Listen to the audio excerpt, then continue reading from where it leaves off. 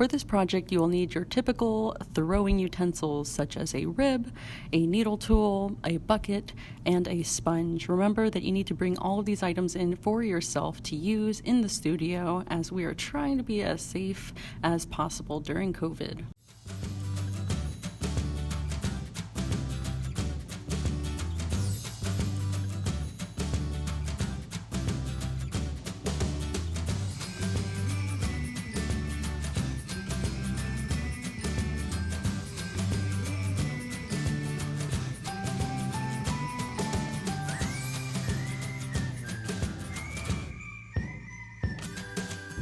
You're going to start off centering, and I have a different type of centering style that some other folks may not use. I keep one hand on the bottom and one hand on top in a sort of karate chop fashion, and I use the leverage of my top hand, which is my right hand, to move the body up and down in a coning shape.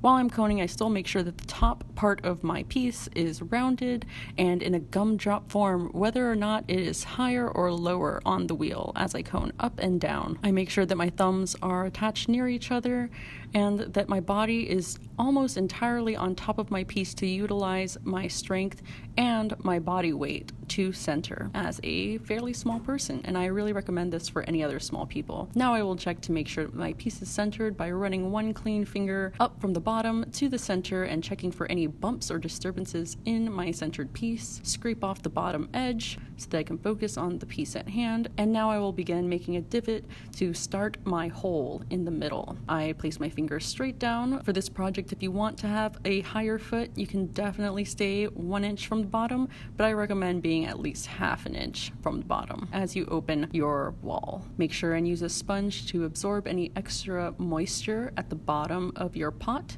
as you expand it outward. And now I'm compressing the lip to make a thicker wall around. I want my wall to be as thick and flat as possible so that I can see how much of the wall I'm going to pull down as the outer part of my form. In this project, I am using only 1-to-1 ratio and bringing down the second wall at exactly halfway through the thickness of my wall. In this project, I am only going to be throwing a small wall on the outside to create a spaceship form on my cup.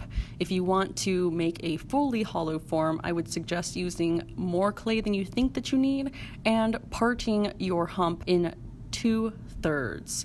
That means that 2/3 of the thickness of your hump after you've opened your wall will be attributed to the outside wall, and 1/3 of the hump of your wall will be thrown as the inside piece. That way you have more space to expand your outer wall and reach it up to the top. I'm bringing it down slowly and carefully, almost as if I am reverse pulling a wall all the way down to the bottom so that I have excess clay waiting as a reservoir. Now I'm going to begin throwing the center form all the way up.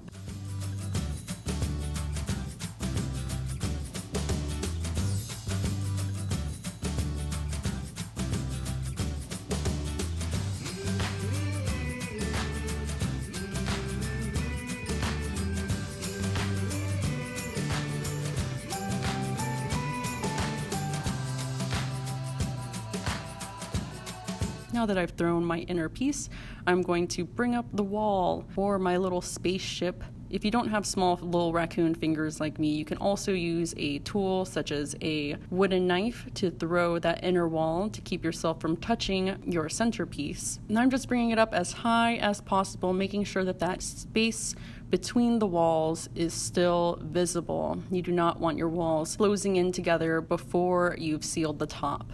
Now I'm going to start pressing and collaring in that upper corner of my outer wall to coax it into adhering to my centerpiece. You'll see that it begins to break here, and that is not uncommon and also not something to fear. Just smooth that sucker right back in there and it'll adhere just fine.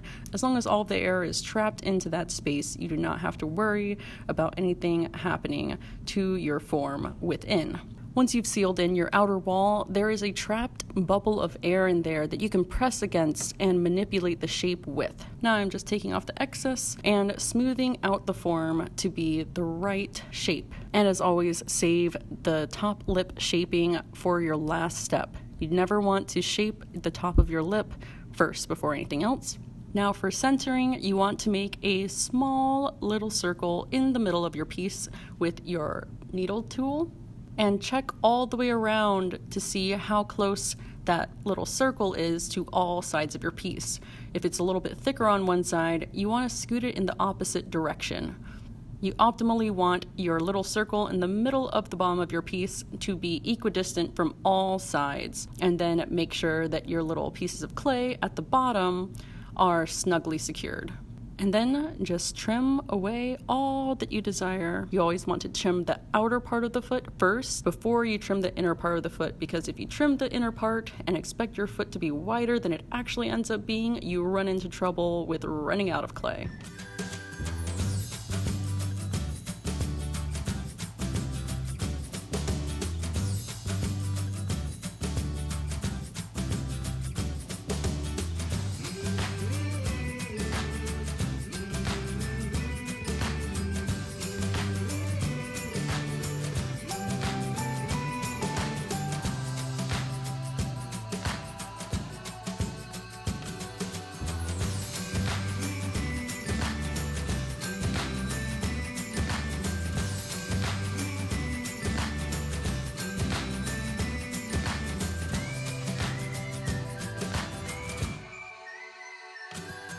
And now I'm happy with the shape of the bottom of my pot, and I am going to carve into the sides little chickens, because this piece is going to be chickens in space, and the base of this pot is going to be representing the spaceship that they are in. And similar to the style of Mishima, which we covered in our previous video, I am going to pack my drawings in with black underglaze so that I have outlines for me to then fill in with other underglaze after it is bisque fired. And this is the end product. Thank you for joining me, and see you next week.